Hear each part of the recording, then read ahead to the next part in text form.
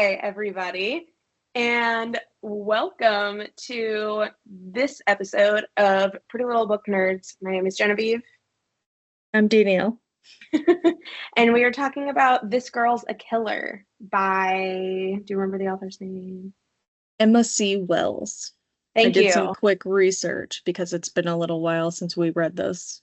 It has. I think we read it either the beginning of this year or like end of last year.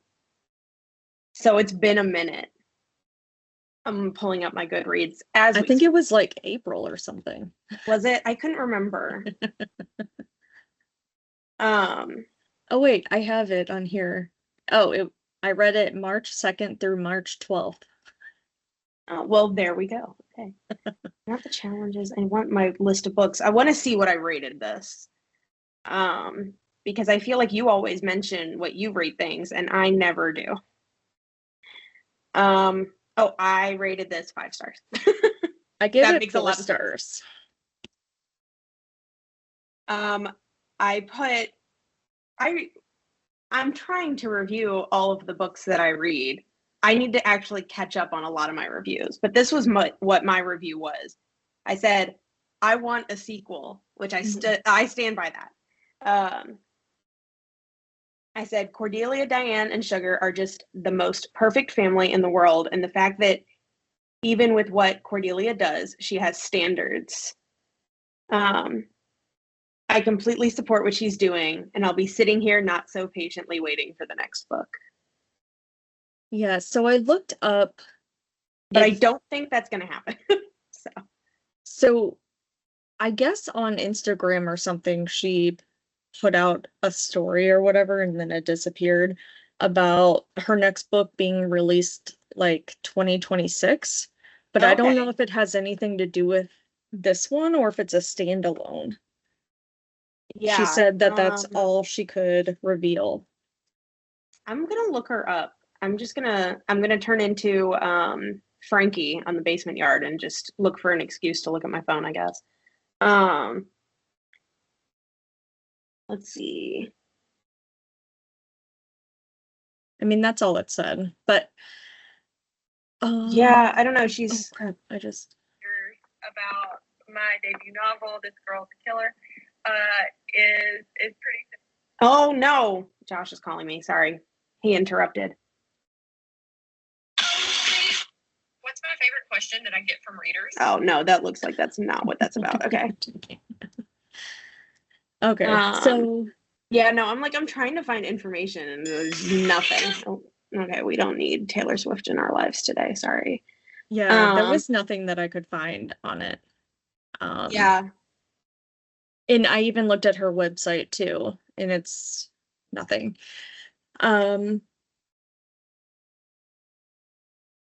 Yeah. Hopefully she'll put out a sequel.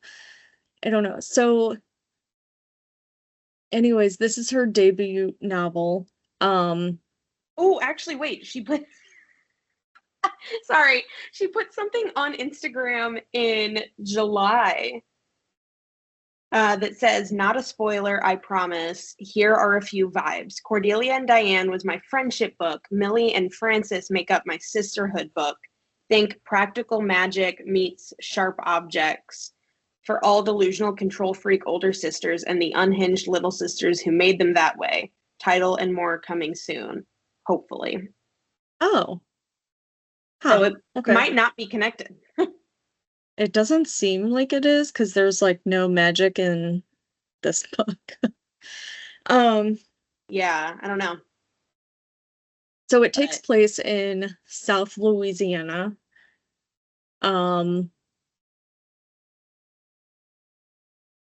Cordelia, but these notes are from long ago, obviously, March. I have it in quotation marks because I guess I got it off of somewhere or Goodreads. Let's see if it's on there. Or is it like it is from Goodreads. Cordelia Black loves exactly 3 things: her chosen family, her hairdresser, worth every penny plus tip, and killing bad men. Yes. Yeah. So it's big Dexter vibes. She researches bad men and then goes and kills them.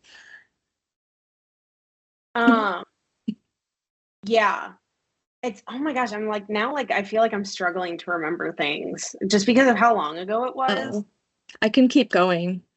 Keep going. Okay. No. So her best friend Diane, whom they met each other in college, I guess Diane was like attacked or something, and Yeah, I do remember. Cordelia killed that guy, Good for her. but Diane became a single mom and has her daughter Sugar. I forgot her real name, but Yeah, because her real they name just is call her not Sugar. but Yeah. Yeah, so anyways, it takes place in Louisiana, so there's a bunch of swamps everywhere, obviously, like perfect place to hide a body, right? So that's where she goes to this one spot all the time to bury her bodies. And she sees a weird green light like across the swamp. So she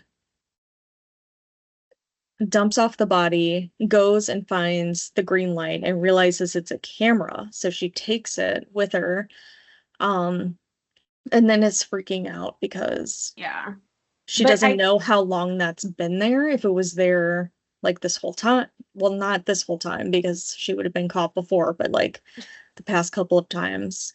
yeah, I feel like they also, like, around the time that she finds this, I feel like I remember there being a lot more like media coverage of these people dying.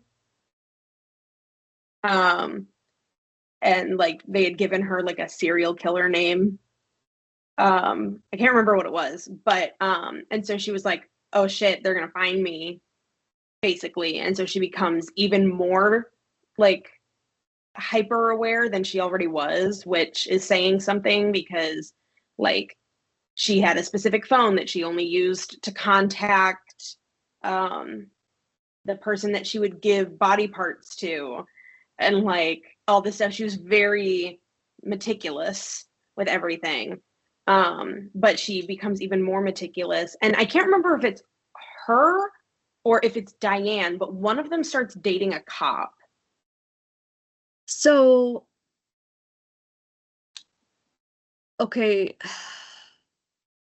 Diane gets a new boyfriend named Simon who's really creepy and like Oh, Sugar okay. hates Yeah. this guy. So then immediately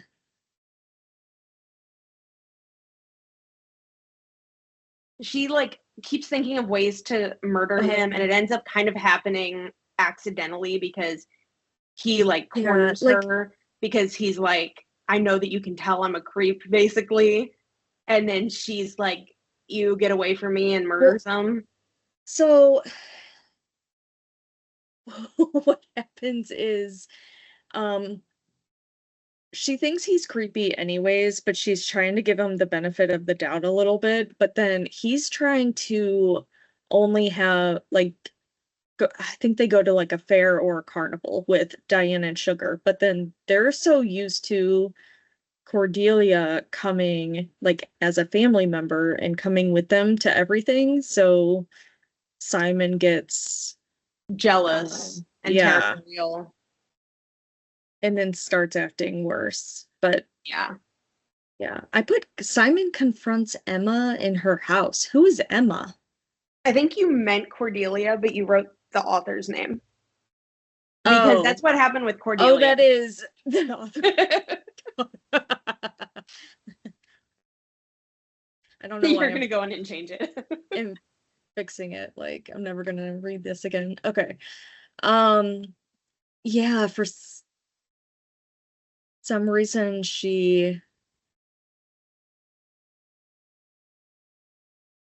I don't know. I thought that whole scene would have been a little different though, like than how it played out. What do you mean?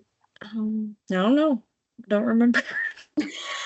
I Um, think it now that was it's just that she didn't think he would attack her and something with the phone. Wasn't the phone put in a drawer or something? And or maybe it was that she recorded him. I don't know. Oh, but she cuts him up and then puts him in her freezer because she has to like go meet Diane and Yeah. And also, if I um remember correctly, the guy that she would give the body parts to, like, only could pick them up like every once in a while. It was very like sporadic when yeah, he could she do had it. to call him from the phone or like text him something Yeah. specific. Yeah. Um so Oh, and it's coming back to me now. So, like, this is kind of how she realizes, like, oh, they're getting closer to finding me, is because her and this body dealer that she has, this body parts dealer, like, they only ever text. And then one day out of the blue, he calls her and she's like, no, no, no, no, no, this ain't it, basically. Um, and so it ends up being that like he has gotten discovered by the cops. And I remember it being like, yeah, because I he's remember, sorry. no, you're good. I was gonna oh sorry. I stopped. You go. Okay, he's the one who actually set up that camera in the swamp to Yeah, catch her it's like because he doesn't know exactly like who she is because they've never met before. They only met once. Yeah. So, okay, go on. I'll shut up. But like she basically makes all of these crimes look even more like he did it. So he's the one that goes down for it and she doesn't get caught. Look, you want it up here. So this is where you're going to be now. Yeah. Okay? Also, she's the one who's dating a cop because I think Diane Yeah. sets her up, or it's like Mhm. Simon was a cop too. I And it don't was think his that's what it friend. was. Okay.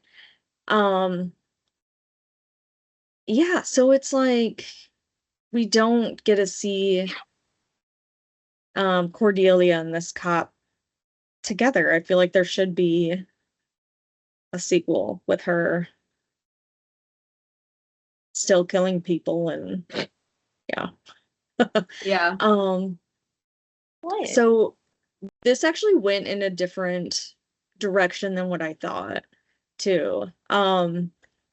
Because with the way that Cordelia spoke about Diane, like she was a little repetitive at parts, even throughout the whole book. But I thought she was gonna end up like being a lesbian and like Oh, they no. were I going to didn't see like that at be a all. couple. Um, I kept wishing they would be, but I mean you could tell that like she's very much the stereotype oh my gosh, I almost called her Caroline. Now I can't think of what her actual name is. Cor- Diane, no, the Cordelia. Cordelia. Thank you. Jesus Christ, my brain like stopped working. Cordelia is very much the stereotypical, like what you think of when you think of a serial killer, personality wise. Because in a lot of the parts where like she was with this cop that she was seeing, she talks about how like she's kind of faking it because she doesn't really know how she's supposed to really feel, kind of thing. Like she doesn't feel what she knows that like she should feel or something, kind of thing. Which once again kind of goes back to like what you said of like the Dexter type vibes. Yeah. But I also felt like that was um oh my gosh, why is my brain like not working? It felt very similar to how the romance was portrayed in one of my favorite books, American Psycho, which I was also going to say that I felt a lot of similarities between those two, which might explain why I liked this book so much. This book had more of a comedic tone to it at times than American Psycho does, for sure. But like the way that the emotions are described from the point of view of the killer in both of those books was very similar. And how you can tell that there's like real genuine emotion only for specific people. Mm-hmm. It was described very similarly to me, or at least that's what it sounded like. So Okay. Yeah, there were parts of dark humor. I yeah, don't have which any I love. quotes or anything. I do too. Yeah, I think I took away a star because it happened to be like repetitive at parts, and it wasn't a very long book. So, I feel like to other people it would be though. Like that's what I kept reminding myself of is like I was flying through it, but at the same oh, time I'm like to other people I feel like they'd be like, "Oh my God, this book is so long." But like, so on I don't know. Goodreads, I didn't know they had this, but it says 432 pages. Yeah. That's long. Okay. I Yeah, that's didn't, why I was like to other people it would be long, but we flew yeah, I through it guess really we fast. did. Dang. Yeah. Which like the book that we're currently reading that we'll be talking about in like 2 episodes, we're reading The Nightingale right now. And I just decided with that one, I'm like, it's just so thick. I downloaded the audiobook and I'm listening to it to kind of help me get through. Not Oh, because I yeah. think that I enjoy reading it. It's just I don't like. You even have like the pretty special book I know I with the do. sprayed And like edges. and I have been reading out of it, but it's also like when I'm at work and stuff, and especially Oh wait, this you can't even see it. This is like the big. yeah, no, mine that's like the Okay. normal. Mine is Yeah. the fancy, which is like Yeah. this. But No, I like like that. um um but yeah, like especially this week at work, I'm actually in a classroom, and so there's a lot of preparation that goes into that, like setting everything up and all that. And so it's a lot easier to just like throw on the audiobook during those times when I'm like needing to do other stuff. It also gets me to like be able to, it gives me time to be able to do my homework and focus on my schoolwork and still read. Um, and yeah, I don't know. It just, yeah, I'm reading Turtles All the Way Down right now too. And with that one, I couldn't imagine listening to it because of the way that it's written. It's written very choppily, which makes sense for the type of book that it is. It's, about a girl with OCD, and like really intense OCD. And so like it has to be written that way, um, for it to kind of work for her personality. But like, that one, like I could not pick it up as an audiobook. I don't think I would like it. Um, but historical fiction is a new genre I'm getting into. And um, so I feel like audiobooks helping with that. I don't remember why we started talking about this, About what? about Nightingale. I can't remember why I brought it up. I know there was a connection I was making and I can't remember. I don't know. I don't know either. Um, You guys will figure it out while you listen to it. so I think we already summarized it, gave our thoughts.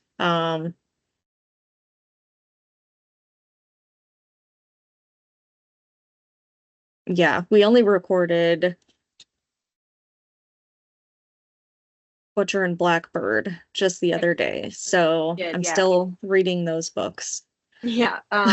The only book that I added, and normally I wouldn't do this because like normally the books for school are actual garbage, but this one's like a legit book and not a textbook. And so I'm like, I'm counting it as one of my books. Of So I can course. get through 25 books or 50 books faster. Sorry, ever since I saw that your friend was like almost finished and it was 25, and I was like, geez, that's not very much. I was like, now it's just stuck in my brain. So the book that I've added is The Devil Never Sleeps by Juliet Kayyem, Learning to Live in an Age of Disasters. So it's basically about how society improperly prepares for disasters, Mm-hmm. and doesn't handle them properly after they happen either. And so it's about like how to make that work. And I'm like 2 chapters into this because I have to read it on a school like schedule. Schedule. That But sounds I am interesting, though. I did I want to am start Turtles All the Way Down because I heard about that. yeah, I am also using my Dr. Pepper bookmark. Oh, yeah. Me Yeah. too. I'm using that one in the Nightingale. I did actually, since this is only a few days after the Butcher and Blackbird, I was listening to the assistant to the villain. I DNF that because I don't know, I would like zone out when listening to it and I couldn't keep up with it. So I just DNF'd it and was like, I'll read it later because it does still sound interesting. Yeah. And then I started listening to Hexed by Emily McIntyre, the last book. Oh, I haven't even gotten back to that one yet. Like I read the It's first so one many. and I flew through these. I read the first one and I really liked it and I want to get back to reading them. The next just one is I'm so good too. Oh my the gosh. second one. Yeah, I liked Um, that one. well, I'm also doing this thing now where it's like because we're doing the podcast, I want to do the monthly reading challenges too, because it's also, you know, helping me get through my TBR a little bit faster because it takes the decision making of what to read, it takes it out of my hands. Which is Yeah. the hardest part of reading, in my opinion. Um, and so, like, I don't know, I don't have one that fits with yet. So I don't know, maybe I'll put it in as first some of my February reads. I'll put it in that list for my Valentine's reads since it's technically romance. Are you how many books are you listening to Right now, I of have these? 3 books actually that I'm listening to. Oh, okay. Um, I'm listening to 11/22/63 by Stephen King. It's still technically on my Goodreads, even though I started it forever ago. But I also want to, you know, make a point of saying it's like a 900-page book. So it takes a lot to get through. I also feel like it is the book of mine that takes the most effort to focus on because there's always something going on. And you don't want to like miss anything. And then I have the audiobook for The Nightingale. I also took a book recommendation from one of your friends. Brittany? No, actually. Oh. Ivy. Shout Okay. out to Ivy. And I'm reading a book called The Ethical Slut, which is actually a pretty interesting book because it's a book written by 2 marriage counselors on the concept of polyamory. And I don't know, to me, I guess maybe I have a very like interesting viewpoint on marriage counselors because I think that they're basically only made for tradition, like to help with traditional couples of like, you know, a man and a woman. They're not really made for like homosexual relationships. I feel like they can kind of do more harm than good in those situations. Maybe I'm wrong and I have like a very I feel like it just right now. depends on the therapist because I don't know, they're maybe all it's our different marriage anyways. counselor. Our marriage counselor is an older white guy.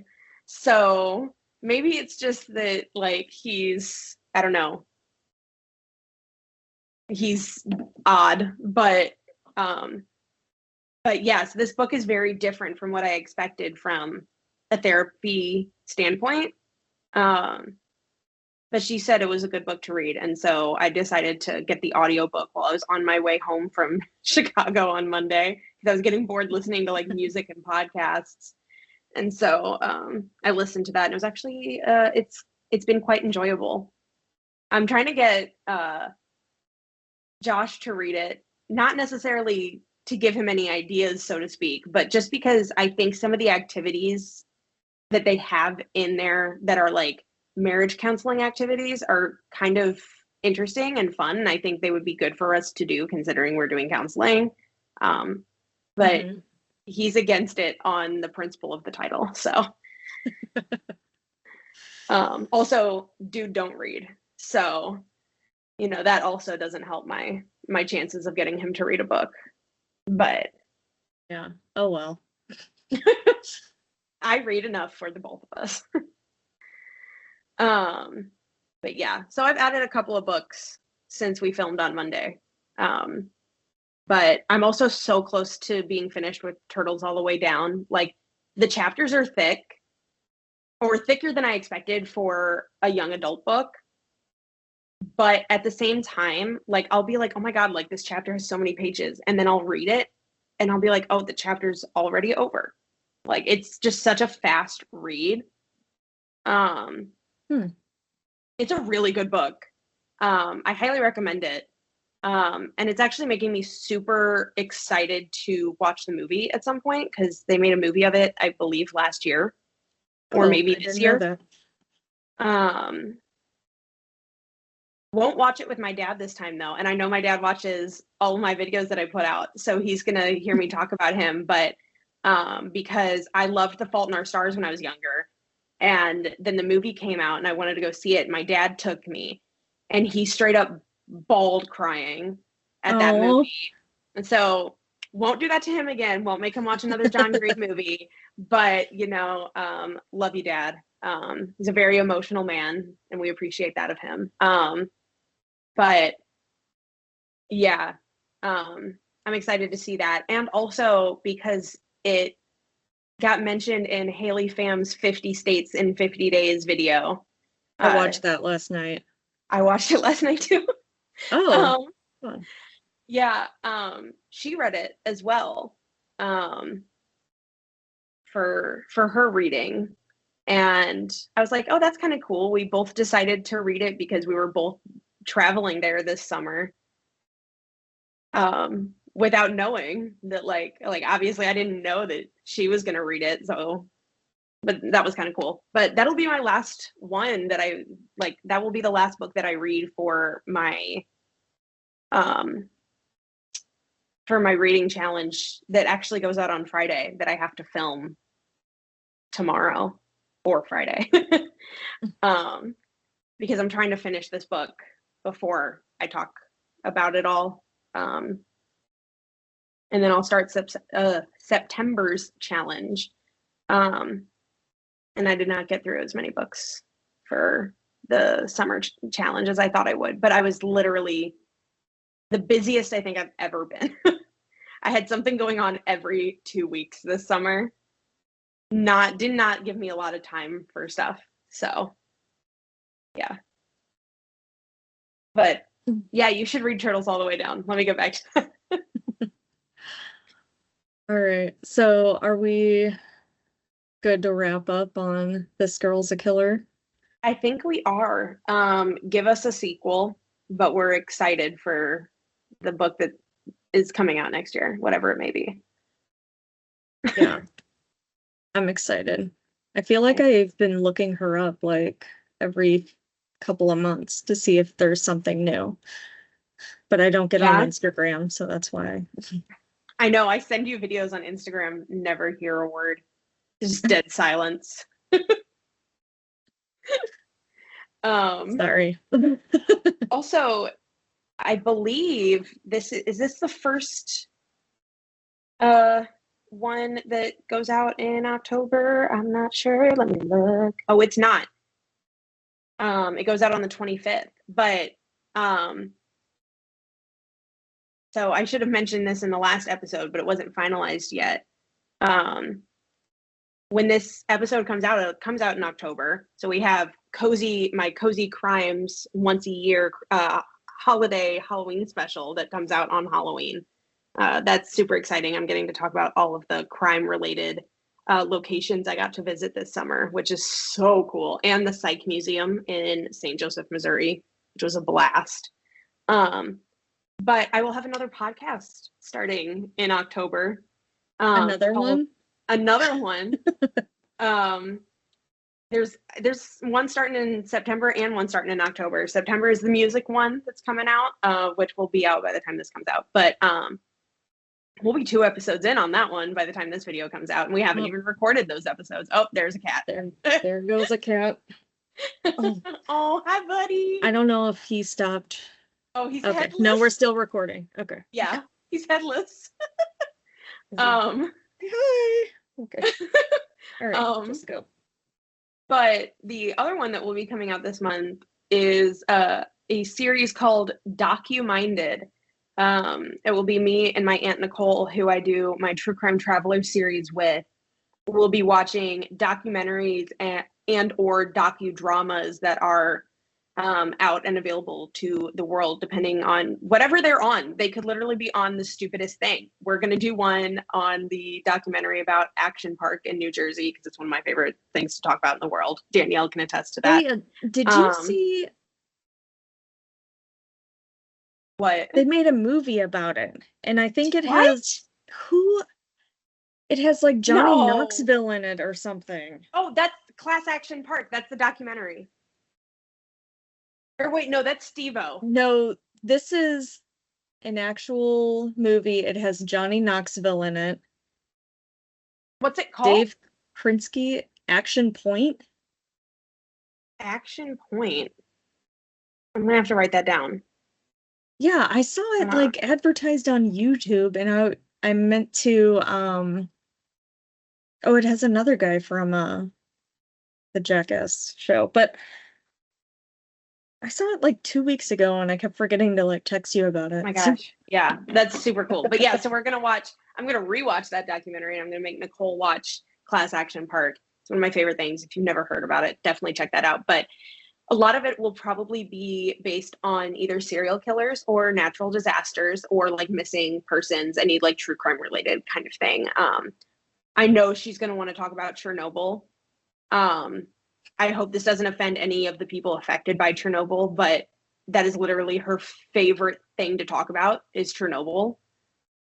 So I have a feeling we're definitely going to talk about that. But yeah, Docu-Minded will be starting in October. I figured spooky season was the perfect vibes for that. So if it's out already, because we haven't picked the date of the release of that, but if that's out already, I hope you guys enjoyed it. If it's not out, I hope you guys will enjoy it when it comes out.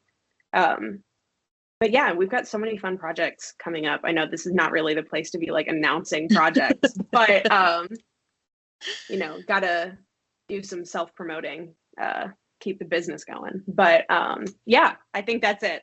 So I'm gonna shut up now. Okay. Anything else? Subscribe. Oh yeah. Follow us. Click on that like button. TikTok. We are talking about so we're gonna release episodes like once every 2 weeks, but we do want to get more videos out there to like build this channel. So we'll be releasing like some bonus episodes every now and then. Yes, just haven't figured those out yet. But that's my daughter. Oh. Here's me. Okay. All right. Let's. Audrey. Bye, Audrey. Bye. Bye.